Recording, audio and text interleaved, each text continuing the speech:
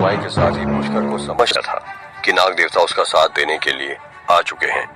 तभी पुष्कर ने पीछे पलटकर उन शिष्यों को, मुझे तुम्हारे जैसा नालायक बेटा चाहिए भी नहीं। ये कहते ही पुष्कर ने अपना पैर सीढ़ी पर रखा और उछलकर सीधे 10वीं सीढ़ी पर पहुंच गया। उसके बाद पुष्कर ने एक और बार पैर सीढ़ी पर रखा और उछलकर सीधे 20वीं सीढ़ी पर पहुंच गया। इस तरह से तेज तेज उछलते हुए पुष्कर 3-4 सांस लेकर ही आराम से 100 सीढ़ियां पार कर गया। पिछली पहाड़ी के वो शिष्य पुष्कर की बात सुनकर उसे गालियां बकने ही वाले थे, लेकिन इतनी देर में पुष्कर 100 सीढ़ियां पार कर चुका था। इस वजह से सारे शिष्य स्पीचलेस रह गए और उनकी बोलती बंद हो गई। उन्होंने आज तक कभी भी पुष्कर के जैसे किसी और को उन सीढ़ियों पर चढ़ते हुए नहीं देखा था। मिस नलिनी भी ये देखकर हैरान रह गई और बोली, पुष्कर सर तो बहुत तेजी से ऊपर जा रहे हैं। पुष्कर कई लोगों को पीछे छोड़कर आगे निकल गया था। मिस्टर महेंद्रू और मिस नलिनी ने देखा कि पुष्कर अब अचानक फिर से 100वीं सीढ़ी पर पहुंचकर रुक गया है और न जाने क्यों, लेकिन सीढ़ी को फिर से एनालाइज करने लगा है। मिस नलिनी कुछ कहने ही वाली थी कि तभी मिस्टर महेंद्रू ने उसे रोकते हुए कहा, 100 सीढ़ियों के बाद प्रेशर कम से कम 10 गुना बढ़ जाता है। पुष्कर अभी सीढ़ियों को एनालाइज कर रहे हैं, हमें उन्हें डिस्टर्ब नहीं करना चाहिए। मिस नलिनी ने हाँ में सिर हिलाया, लेकिन उसे अभी भी पुष्कर की चिंता थी। भले ही पुष्कर 100 सीढ़ियां पार कर चुका था, लेकिन वो फिर से लास्ट नंबर पर हो गया था, क्योंकि वो बहुत देर से एक ही जगह पर खड़ा था। बाकी के पार्टिसिपेंट्स बहुत ज्यादा एनर्जेटिक थे और वो तेजी से आगे बढ़ रहे थे। पिछली पहाड़ी की एक ऊंची जगह पर मैग्निफिसेंट प्यारे पैलेस बनाया गया था। दरअसल पहाड़ी के ऊपर एक चपटा इलाका था, जहाँ पर आराम से 2-3 गांव बस सकते थे। उस चपटी जगह में एक बहुत बड़े से मार्शल एरिना के बगल में बड़ी सी चट्टान थी, जिस पर लिखा गया था पिछली पहाड़ी। तभी पिछली पहाड़ी के जिया कबीले के लीडर दिगंबर ने उठते हुए कहा, संजय, क्या तुम इस बार सच में फर्स्ट पोजीशन लाने वाले हो? ये कहते हुए दिगंबर इस चौड़ी जगह से नीचे की ओर देखने लगा और सीढ़ियां चढ़कर ऊपर आते हुए लोगों को नोटिस करने लगा। दिगंबर के साथ 7-8 बूढ़े लोग खड़े थे। केवल संजय मेहता ही उनके बीच में एक जवान इंसान खड़ा था। संजय मेहता अपने टेम्परामेंट को कंट्रोल किए हुए था। वो कॉन्फिडेंस के साथ बोला, जब मैं फर्स्ट आ जाऊंगा ना, तब मैं त्रिवेणी कबीले में ट्रेनिंग के लिए जाऊंगा। ये सुनकर संजय के बगल में खड़े बूढ़े आदमी अचानक अपनी जगह से हिल उठे। उनमें केवल कुछ गिने चुने ही लोग थे जो संजय की ताकत का सामना कर सकते थे। सबसे कोने में एक बहुत ही खूबसूरत लड़की खड़ी थी। उसने गुस्से से कहा, तुम बड़ी बड़ी बातें फेंकने में बहुत माहिर हो, है ना? लेकिन एक बात मत भूलो कि अभी कई सारे फाइटर्स नीचे से ऊपर आ रहे हैं और वो तुम्हें चैलेंज देंगे, तब तुम्हारी सारी बकवास बंद हो जाएगी। उनका और मुस्कुराते हुए बोला, कावेरी, तुम अच्छा मजाक कर लेती हो। वैसे आज यहाँ तुम्हारे दादाजी क्यों नहीं दिख रहे? कावेरी ने गुस्से भरी टोन में कहा, मेरे दादाजी को तो बस दवाइयां बनानी है और लोगों की जान बचानी है, इसलिए वो ऐसे बोरिंग कंपटीशन में नहीं आते। इस वक्त कावेरी हर किसी की बेइज्जती करने पर उतारू थी, क्योंकि कावेरी प्रिंसेस ऑफ धानी मानी जाती थी, इसलिए सब उसकी बातों को टॉलरेट कर लेते थे। बूढ़े सोनभद्र ने मुस्कुराते हुए कहा, मेरे बड़े भाई को कुछ जरूरी दवाइयां बनानी थी, इसलिए उनकी जगह मैं आया हूँ। उम्मीद है मैं आप लोगों को डिसअपॉइंट नहीं करूंगा। दिगंबर ने तुरंत पोलाइटली सब्जेक्ट चेंज करते हुए कहा, नमस्ते सोनभद्र जी, हम तो पहले भी मिल चुके हैं ना। आपका बहुत बहुत स्वागत है।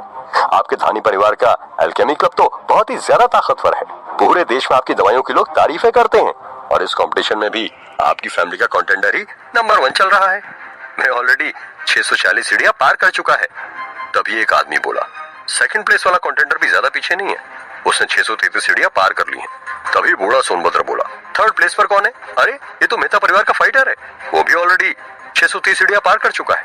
कंपटीशन बहुत टाइट है। स्पेशल फोर्सेस की हाई टेक्नोलॉजी का इस्तेमाल करते हुए वो लोग आसानी से सभी कंटेंडर्स की रैंक और उनकी पोजीशन का ब्यौरा रख रहे थे। तभी दिगंबर ने गुस्से से कहा, एक वो पुष्कर नाम का भी लड़का आया था ना, जो संजय को चैलेंज करना चाहता है, उसी ने हमारे टॉप फाइटर को बैरअप टूर्नामेंट में मारा था। इस बार उससे हिसाब किताब मैं खुद पूरा करूंगा। बूढ़े सोनभद्र ने भी गुस्से में दांत पीसते हुए कहा, हाँ, उस लड़के ने हमारे अल्केमी क्लब के 5th ग्रेड के अल्केमिस्ट को भी जान से मार डाला। मिस्टर दिगंबर, आप अकेले उसे नहीं मार सकते।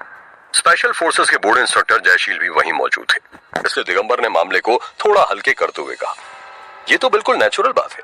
मैंने तो सुना है कि पुष्कर के पास कई सारे कीमती खजाने भी हैं। वैसे इंस्ट्रक्टर जयशील, हम आपके सामने खुलेआम ये बात कर रहे हैं, आप ये बातें रिकॉर्ड तो नहीं कर रहे हो ना?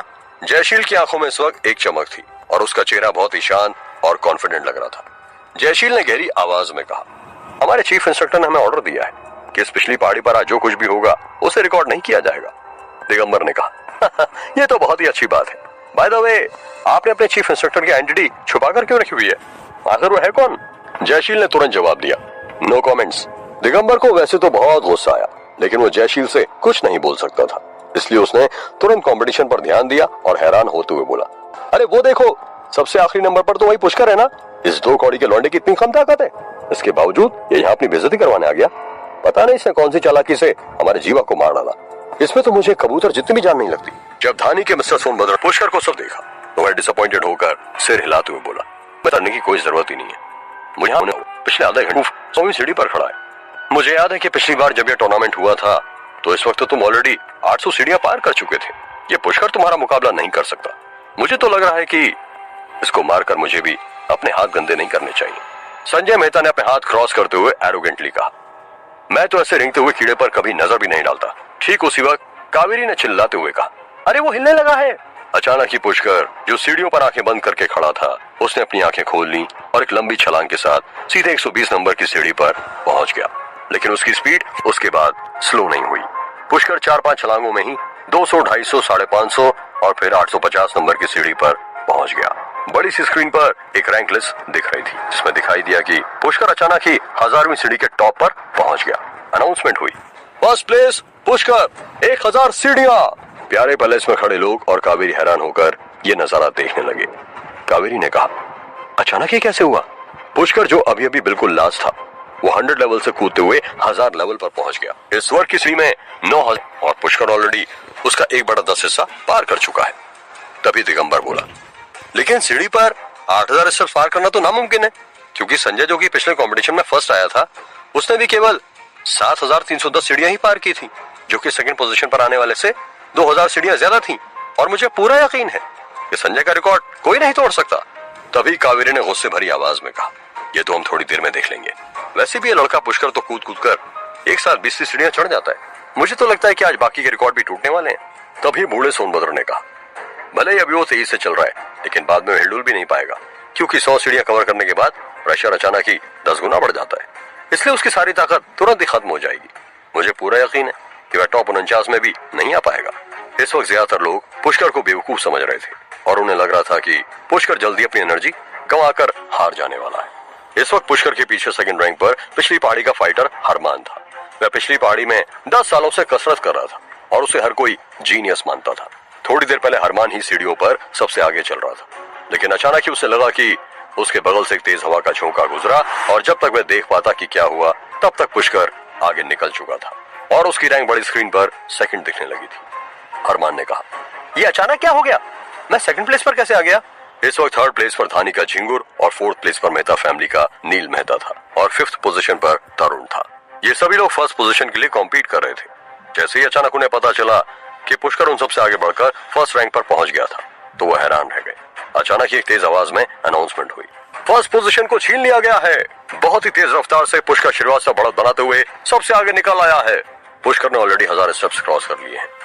अब सभी फाइटर्स को पुष्कर को जल्दी से चेज करना होगा। अचानक पुष्कर को रैंक पर देखते हुए ऑडियंस के अंदर खलबली मच गई। हरमान गुस्से से चिल्लाया, क्या कहा? पुष्कर ऑलरेडी 1000 स्टेप्स क्रॉस कर चुका है? ये कैसे हो सकता है? लेकिन कोई बात नहीं, मैं भी हार मानने वाला नहीं हूँ। इस वक्त ऑडियंस में बैठे हुए अलग अलग फैमिलीज के लोग अपने अपने फाइटर्स के ऊपर चिल्ला रहे थे, वो 2 कौड़ी का लड़का तुम लोगों से आगे कैसे निकल गया?